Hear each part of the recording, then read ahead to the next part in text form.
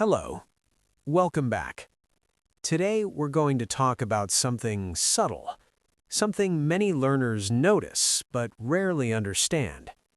English often sounds clear in your head. You know what you want to say. You feel the meaning. But when you speak out loud, something changes. Your voice feels different. Your sentence sounds weaker. The clarity disappears. And you may think, why does my English sound better in my mind than in my mouth? Today I want to explore this with you, slowly, calmly, and honestly. Let's slow down first. Take a breath. Let your shoulders drop. Let your jaw soften. Good. Now listen carefully. English in your head and English out loud are not the same thing. They live in different systems. English in your head is silent language. English out loud is physical language. Silent language is fast. Physical language needs coordination. This difference explains almost everything. Now let's go deeper. When English is in your head, you don't need pronunciation. You don't need rhythm. You don't need timing. You only need meaning. Meaning appears quickly. But when you speak, your brain must do more. It must choose sounds, control breath, move tongue and lips, manage rhythm. This is not thinking. This is motor control. And motor control develops slowly. That is normal. Now let's talk about a common misunderstanding. Many learners think, if it sounds clear in my head, I should be able to say it clearly. But clarity of meaning and clarity of sound are two different skills. Knowing what to say is not the same as knowing how to say it physically. This is why speaking feels harder. Now let's slow this down. Your brain may already know English well, but your mouth is still learning. This is not failure. It is coordination in progress. Now let's talk about why speaking changes your English. When you speak, you become aware of yourself. You hear your voice. You feel your accent. You notice mistakes. This awareness creates pressure. Pressure tightens muscles. Tight muscles reduce clarity. So clarity disappears, not because your English is bad, but because your body is tense. Now let's talk about tension. Tension is the enemy of sound. When your jaw is tight, vowels shrink. When your tongue is stiff, consonants blur. When breath is shallow, your voice weakens. This makes English sound less clear. But the problem is not language, it's tension. Now let's pause. Take a slow breath out. Notice how your body relaxes. That relaxation is what your voice needs. Now let's talk about listening again. When you listen, your body is relaxed.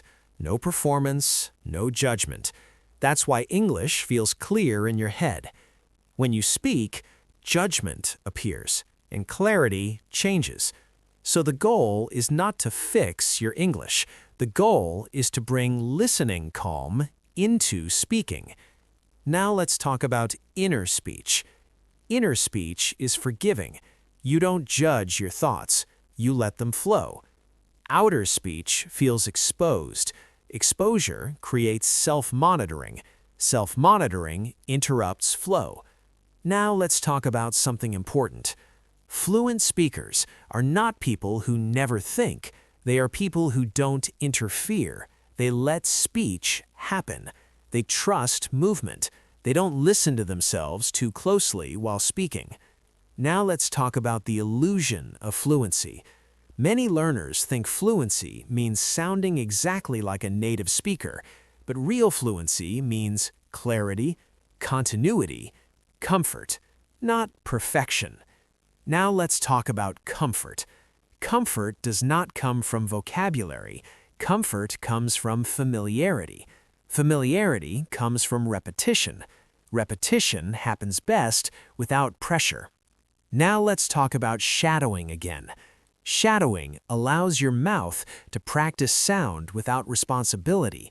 You are not creating language, you are following it. This reduces pressure.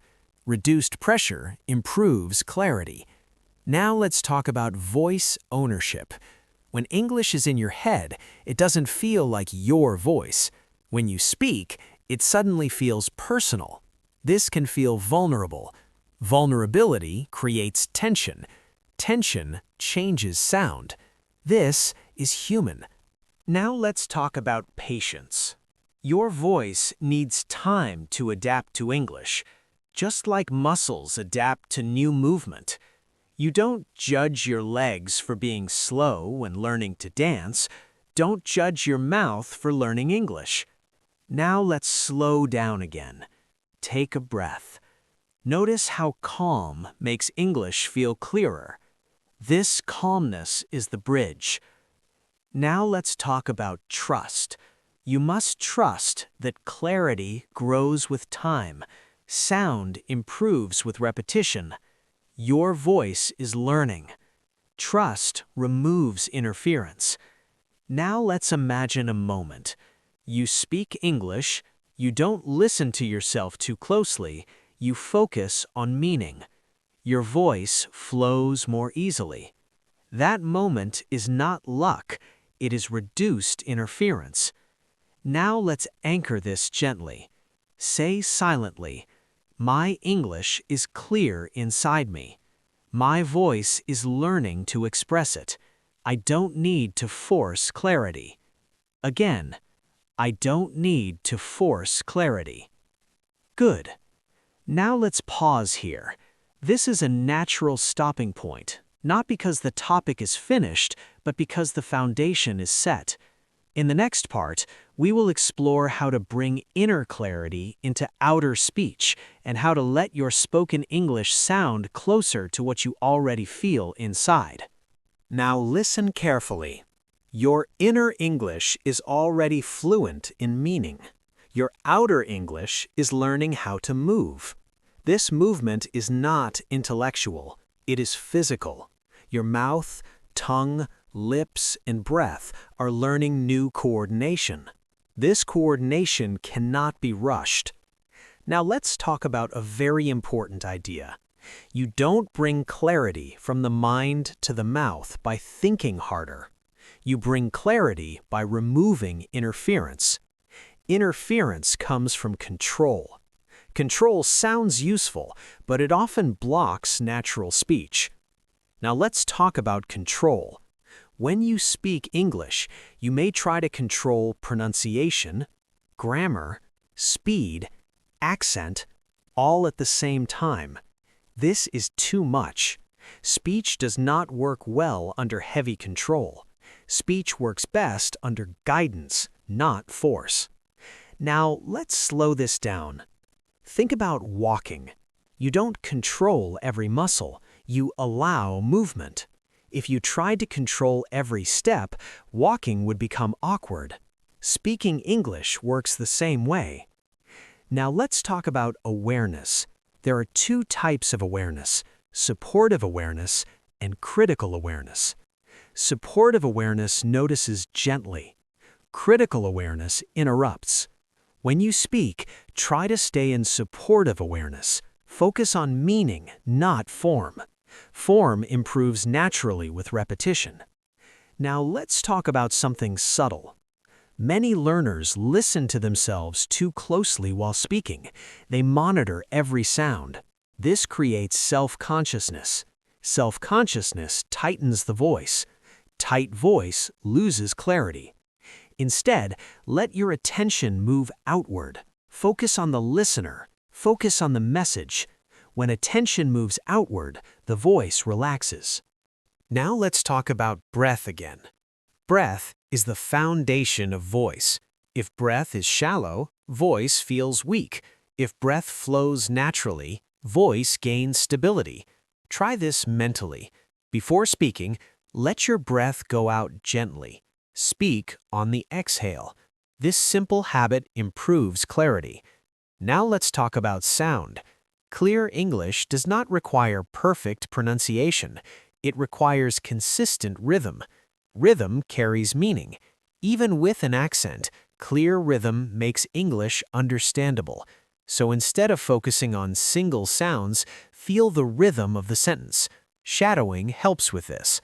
Now let's talk about shadowing again. Shadowing is not about copying perfectly. It is about letting sound move through you.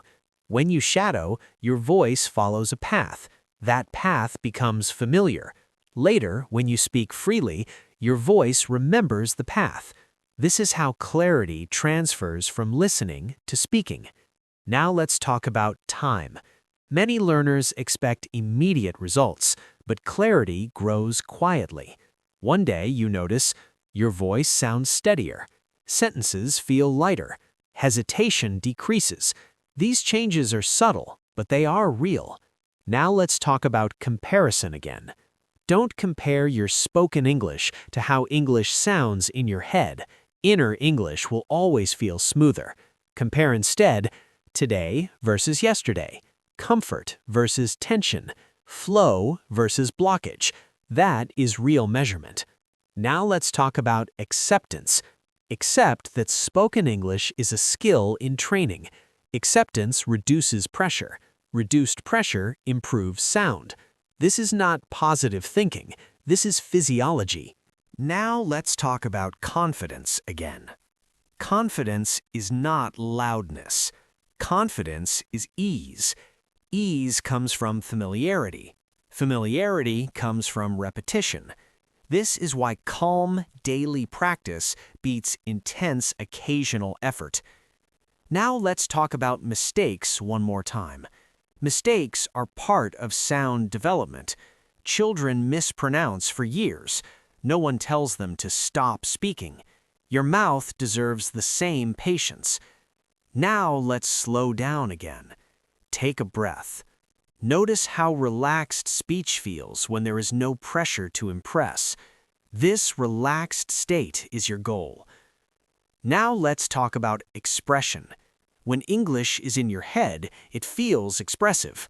When spoken English feels flat, learners think something is missing. What's missing is comfort. Expression appears when tension disappears. Don't force expression. Allow comfort. Expression will follow. Now let's imagine a future moment. You speak English. You don't judge the sound. You focus on meaning. Your voice sounds closer to what you feel inside. That moment is alignment. Alignment is not perfection. Alignment is harmony between mind and body. Now let's anchor this gently. Say silently, "My spoken English is learning to match my inner clarity. I allow my voice to develop. I don't need to rush." Again, I don't need to rush. Good. Now let's prepare to close. Your English is not broken. It is unfolding. What feels like loss of clarity is simply a stage of coordination. With listening, with repetition, with calm speech, your voice will catch up. And one day, you will speak and feel the same clarity inside and out. Thank you for staying with me through this full journey. This video is complete now, not because everything is solved, but because understanding has deepened. Tomorrow, we can explore how to strengthen spoken clarity gently, or how to sound more stable without forcing pronunciation. I'll see you again inside the Shadowing English room.